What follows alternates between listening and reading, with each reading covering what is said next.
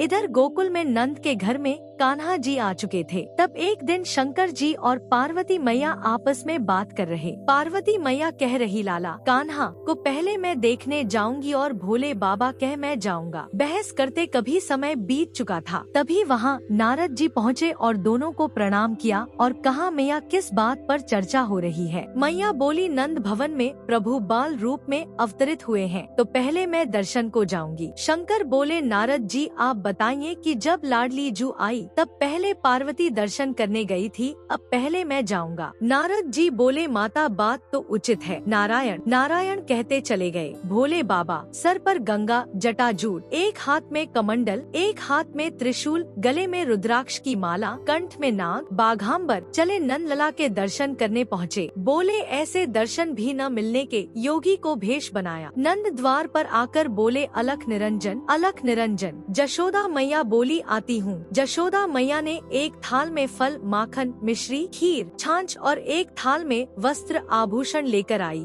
जैसे ही योगी ने देखा कि मैया ये सब क्या ले आई हो, ये सब मुझे नहीं चाहिए, जो कुछ चाहिए बाबा जल्दी बताओ, मेरो लाला रोए रहो। योगी बोले, मैया ने उन्हीं के दर्शन करा दो मैया। मैया बोली, न वाको दर्शन न। बाबा बोले, दूर से देख लूंगा मैया। मैया बोली, न। वैसे ही कान्हा जी और जोर जोर से रोने लगे। तभी वहाँ पर एक काकी बुजुर्ग गोपी आती है, करा दे दर्शन जशोदा, ये बाबा हिमालय से आए हैं, बहुत तेज है इनमें, लल्ला को ले आओ। जशोदा, नहीं काकी, लल्ला को नजर लग जाएगी। अरे पगली, इस योगी के दर्शन मात्र से सारे क्लेशों का निवारण होता है। जैसे ही मैया लाला को लेकर आई, लाला और रोने लगे। मैया बोली, देखो, और जोर जोर से रो रहा है। काकी बुजुर्ग गोपी बोली, योगी की गोद में दे दो जशोदा। पर काकी, मैं न दूंगी। दे दो जशोदा, लल्ला की सारी बाधाएं समाप्त हो जाएंगी। और जैसे ही लाला शंकर जी की गोद में गए, लाला चुप होकर खेलने लगे। शंकर जी ने लाला को प्रणाम किया और लो मैया आपको लाला चुप करा दियो। इस प्रकार शंकर जी को लाला के दर्शन हुए।